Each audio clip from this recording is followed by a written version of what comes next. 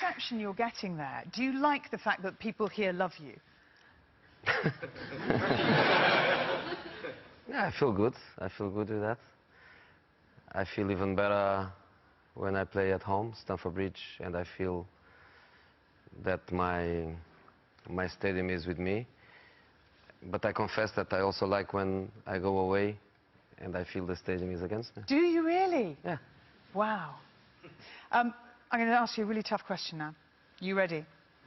Let's try. Of all the clubs you've managed, which is your favourite? Well,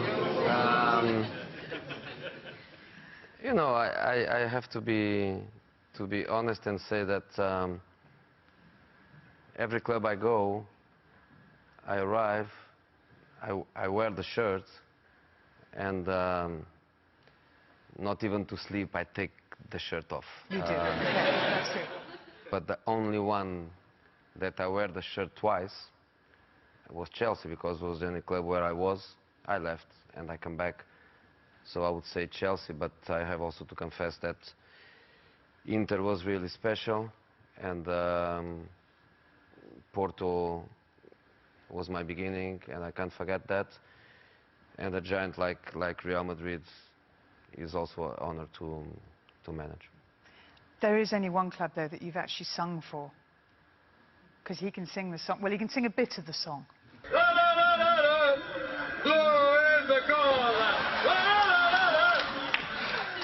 I don't mean to be unkind, but...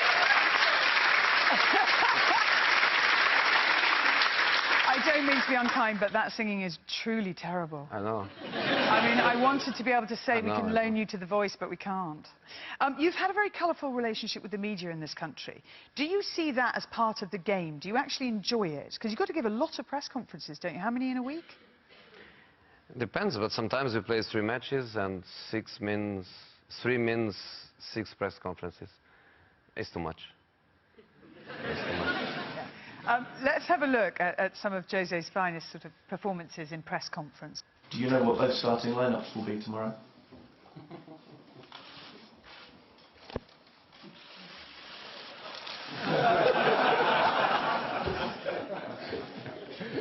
So, Oscar is a yellow card, this one, and the ref... I didn't speak. It was Billy the masseur that spoke to the team. He was screaming so much in his Scottish, I didn't understand, really. I didn't understand, but the players were clapping. Okay, let's go. That last one, in reference to the masseur who you got to give the speech, was this before Manchester City game, wasn't it? Yeah. In 2014. Well, you couldn't understand what he said, I assume. I couldn't understand, really. Why did you ask him to do it, though? Because every game one does. Doesn't matter who. Can be a physio, a player, myself, an assistant. Any one of us can do it, and are just the last words before we go to the pitch. Obviously, positive words. Obviously, words to increase a little bit the tempo and the body temperature. But Bill is a special guy, and with a special accent. I have to say that even sometimes with Sir Alex, when I speak with him face to face, good, but when he's on the phone... You can't understand. You just say yes every now and again. Yeah. Yeah. I'm polite. Yeah, exactly. Did it work? Did the masseur's speech work? We won. Yeah, perfect. Get him on again. You've just released a book that charts your amazing career. You've won 22 trophies in 15 years. What would you say are your career highlights? What are the things that you will never, ever forget, that you just go, yes, that was a moment of magic? You know, the moment I will never forget is the first 3 months of the season 2015-16. That is unforgettable, yes. And actually, it's a fair point, that, because lots of people will say, judge me on my successes. Others will say, judge me on how I recover from a difficult start, which is what you're in the process of doing. Well, I prefer to be judged by my career and by the victories, but I have to say that it's a good experience. It's an experience that probably come too late, come after 15 years. So I was ready to live with it, to cope with it, because maturity and experience. But I can imagine that if this happened in the beginning of my career, probably my career would be even better, because as a process, this is an amazing learning process. For you, learning things about yourself or learning things about the players? About myself, about myself. About the players, I think I know everything about them. About myself, I still had some things to discover, and this period was important for me. I'm better than I thought. Does it matter to you if players like you? Do they need to like you? I think they need to like to work with me. I think they need to understand that I am the best manager they can work with. I think that is very, very important. Like me, don't like me, the person, the man, big friends, that's a supplement. But I think it's fundamental that the manager is somebody the players they look at and they know that he's good. And they need to be a tiny weeny bit scared? No. No, I don't think so. Sometimes. No. No. How do you say to yourself, and indeed to your players, right, these are our aims for this year? Do you set out a plan at the beginning of a season, or do you just... Yeah. Yeah? I always establish the impossible target, and I tell them this is the impossible target, but the target is win every match. They know that is impossible, and this season is proving that is really impossible. But I think is the target. You have to go to every match. It doesn't matter which competition is, and you want to win, and you feel that you can win. I think that's the important thing. How do you find other clubs and other managers? I mean, would you send each other Christmas cards? Do you sort of chat? Are you mates? Honestly? Yeah. 3 groups of managers with my Christmas cards and my secretary. One I just sign. Another one I send a personalized message. And another one I don't send.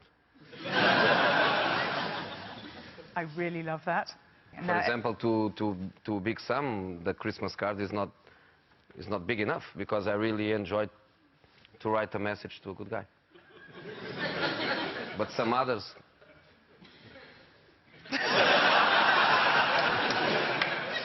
When you think about the moments that you're happiest away from football, what are the things that make you smile, that just give you peace, that make you feel, you know, alive?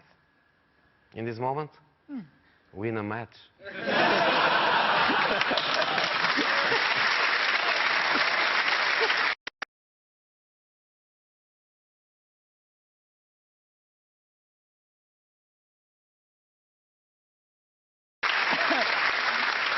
I do take that. I take that point. But away from football, is there anything that you just enjoy doing that makes you feel very relaxed? I do nothing special, to be fair. My life is so simple. It's football, it's house. Your daughter is now 18, isn't she? 19. 19 now. So it's going to be fairly soon, if she hasn't already, I'm sure she will be, bringing people home with her, people special. What are you going to be like as you assess the young man that walks through the door with her? I'm waiting for that experience.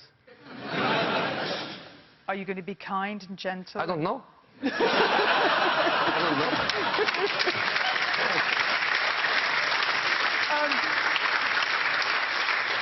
Jose said in an interview recently that it's impossible to go anywhere in the world without people recognizing him, so we thought we'd put it to the test.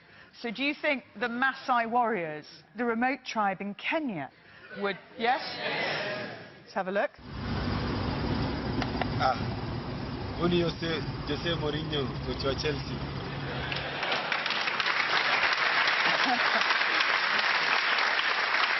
And actually, to be fair, you've met Maasai warriors in Kenya, haven't you? Yes, and they did something amazing for me. I was there in holidays. At the same time, a World Cup was being played in South Africa, and in my hotel no television, and they made sure I got a television in the middle of that tribe, and I watched the World Cup. Had you wanted to? Surrounded by them. Around you, and they're watching you. Sure. Had you wanted to watch the World Cup? I didn't. No. But you've got to be grateful. Did you say thank you? Sure. Yeah. Right, it's time for a quick break, but coming up, Jose Mourinho will be joined by a player I know he admires hugely, the only man to have scored in an FA Cup final, a League Cup final and a Champions League final. It's Steven Gerrard. And to refuse me 3 times. And to refuse you 3 times. We'll be talking about that.